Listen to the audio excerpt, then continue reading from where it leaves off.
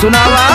नया नया गावना के नया होठा लाली होठा चाटो चाटो चाटा चाटा। नया नया गावना के नया होठा लाली होठा चाटो चाटो तो दुबर रहिलो ए ड्राइवर गाड़ी हाको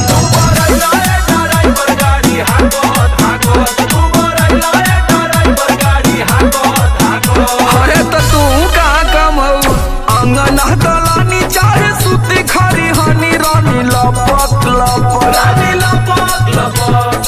अंगना दलानी चाहे सूती खरी हनी रानी लपक लपक मजा ले लुए पत्थर कोकोरा चपक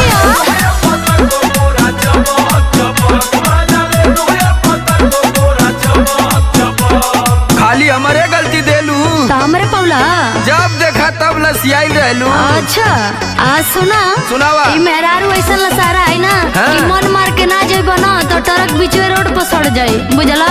ए ड्राइवर बोला ड्राइवराइन जेतने रसइबो रसवा चुइए जा